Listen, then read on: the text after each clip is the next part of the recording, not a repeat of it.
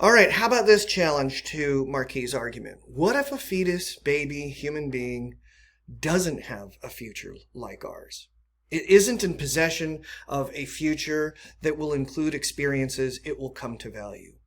Are we then morally permitted in taking the life of this thing, whether it's a fetus, a baby, or a human being?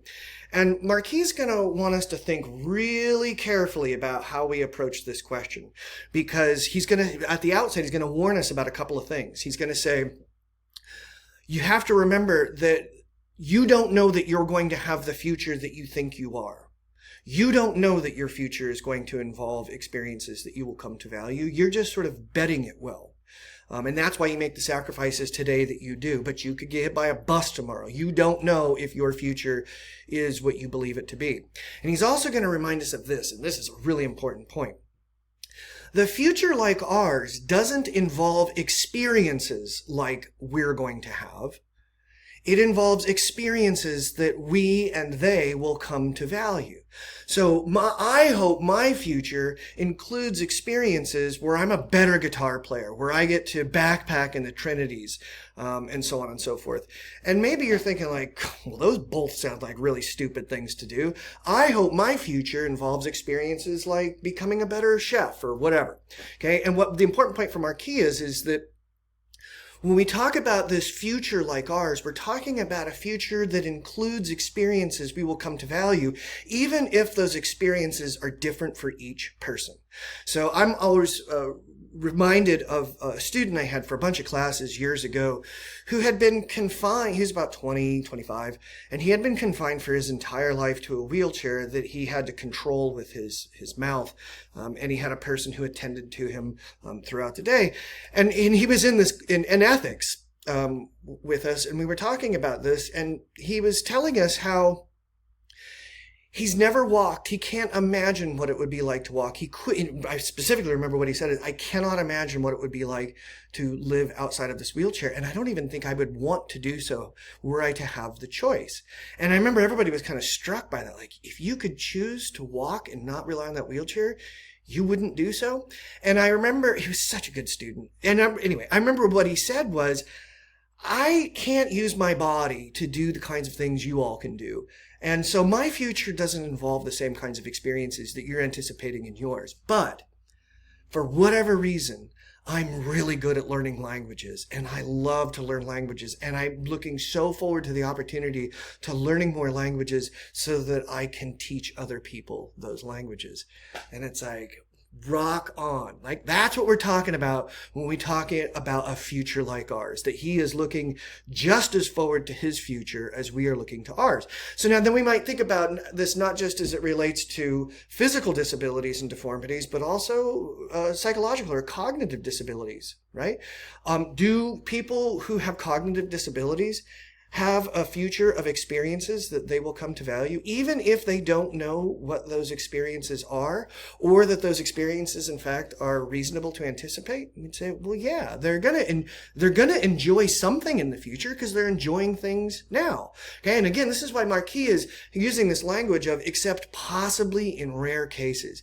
When is it the case that a fetus, a baby, a human being doesn't have a future like ours? And we might say something like, well, when a human being is in unremitting, excruciating pain, and they will be in that condition for the rest of their existence, and they will not be able to enjoy anything because the pain is so severe, then we might say, well, that person doesn't have a future like ours. Or we might say, if a person is in a perpetual state of being comatose, and they have no consciousness whatsoever, well, they're not having any experiences. And so maybe it's morally permissible to take that person's life. And so we can then analogize this to the issue of abortion. Now, there's some other objections we can raise here, but I think the answers at this point are going to be pretty clear as to what Marquis' position is going to be. Does it matter if it's the first day or the last month of pregnancy? And Marquis is going to say, well, no. On the first day of pregnancy, that fetus or embryo is a thing that possesses a future of experiences that it will come to value. What about if the woman's health is endangered by the pregnancy? We talked a little bit about that. What about if the fetus or child is physically deformed, mentally disabled, infected with AIDS, encephalitic, etc.? Right? We talked about that. What about if the pregnancy resulted from rape or incest? Marquis is going to say, does that diminish the value of the experiences that this fetus or baby is going to have someday? No. What about if the woman's poor, has no insurance, is unable to care properly for the pregnancy or any more children than she already has? Again, Marquis is going to say, no. None of these are circumstances that we would accept as providing justifications for killing innocent, fully developed human beings. And because fully developed innocent human beings or adults and fetuses have the same moral status, they don't justify the termination of a pregnancy either. Okay, so some of the implications of Marquis' argument: euthanasia might be morally permissible. In the example I just gave you, somebody is in unremitting pain. It's never going to cease. They're not able to have any conscious experiences of any kind of pleasure or enjoyment. Maybe deliberately taking that person's life in euthanasia is morally permissible. And similarly, the flip side is contraception is perfectly morally permissible, right? Because a sperm or an egg by itself is not the kind of thing that has a future that includes experiences that it'll value. Each of those may have the potential to become one of those things that has that future like ours, but as they exist, they don't have that potential.